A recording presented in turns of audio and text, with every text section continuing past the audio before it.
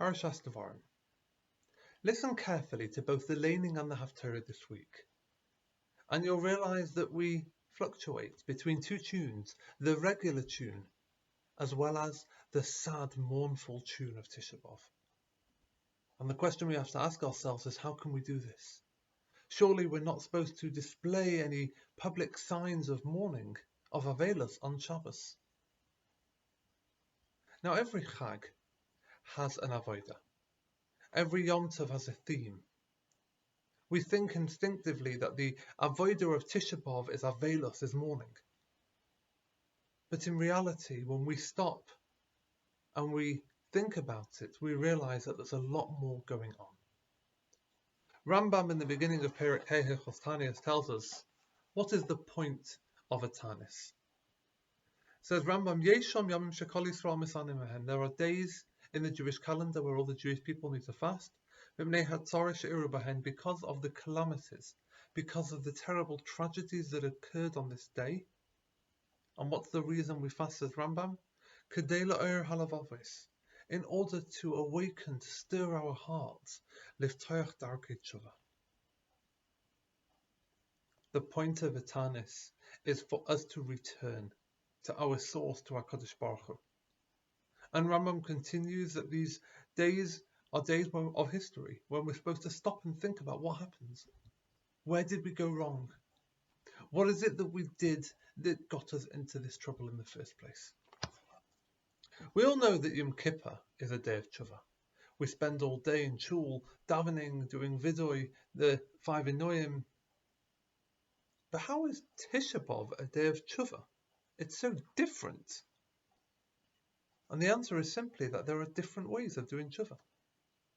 On Yom Kippur we do tshuva by fasting. On Tisha B'Av we do tshuva by fasting. But on Yom Kippur we do it by saying vidui. On Tisha B'Av we do it by sitting on the floor and by mourning our losses, the loss of the Beis HaMikdash and the loss of the Torah. The Avodah is the same.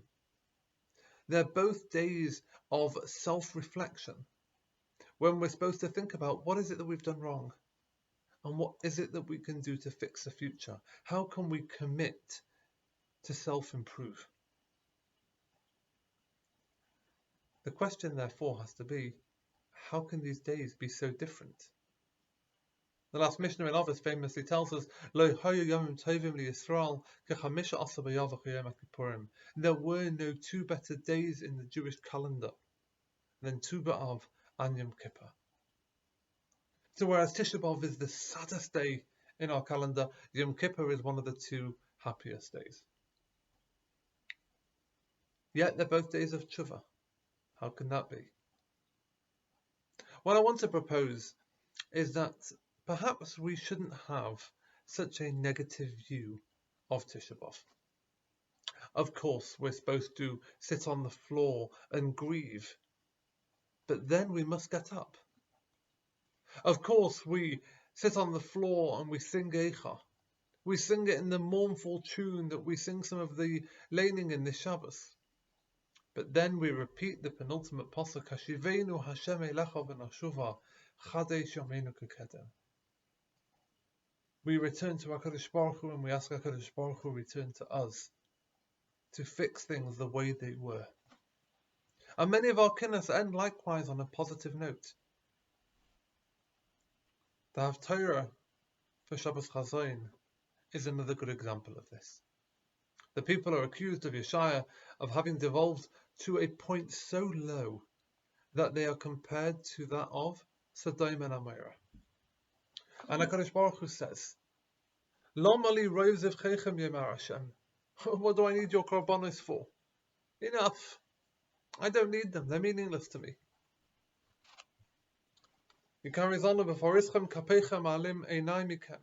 When you lift up your hands, I will turn my eyes away from you.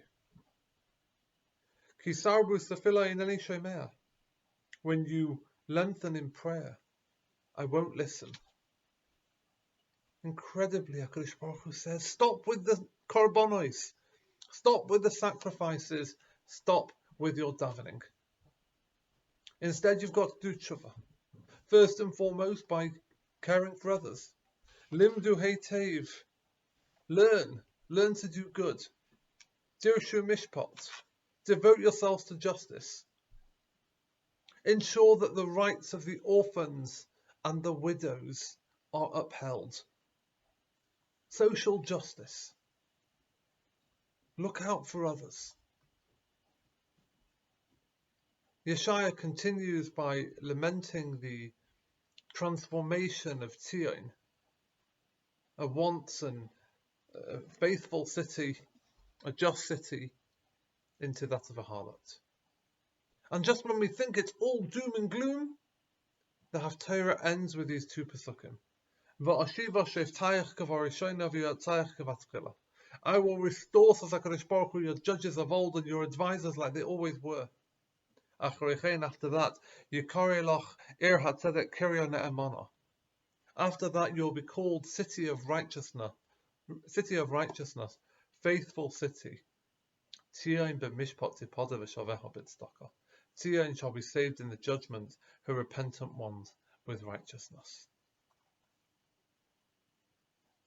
The Novi Zechariah likewise tells us, the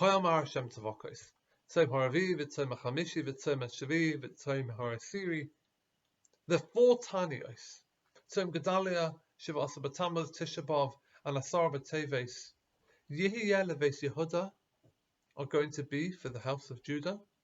They're going to be turned into Yom Tovim. They're going to be the happiest days. They're going to be days in which we're going to rejoice. You've got to believe that this isn't just a lovely nevuah about the future. This even affects halacha. The Shulchan Aruch tells us, there's no tachnan. There's no tachnan on Tisha B'Av. Mishum de mikre moyed.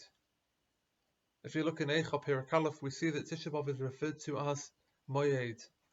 It's a Yom Tov. What does that mean? If all we do on Tisha B'Av is we cry for our losses, then I think we failed. If we grieve, but we don't think about what we can do, if we don't pray for a better future, then we've not internalized what Tisha B'Av is truly about. The mourning has to be part of a process and a means to do tshuva. We have 3 haftarahs de paranusa, 3 haftarahs where we talk about the punishment, but they're followed by Shiva de Nechemta, the 7 haftarahs of Nechama. Perhaps we purposely sing a little bit of the Eicha tune on Shabbos in the same way that we omit Tachanun on Tisha B'Av, to remind ourselves that while we are grieving, there is a bright light at the end of the tunnel. If we can do this on Shabbos, it's because even in the saddest part of our grieving, there is a glimmer of hope as we pray for the day that Tisha B'Av will be turned into a Yom Tov. We end Eicha with the same words that we utter as we return the Sefer Torah to the Aron HaKodesh, by asking, Hashivenu Hashem Elecha v'Nashuva. Partner with us in doing teshuvah, to return to us as we return to you, HaKadosh Baruch Hu. And Chadesh Yameinu Kekedem, bring back the glorious days with the Beis HaMikdash, Sheyibana b'mehira b'yameinu. A wonderful Shabbos.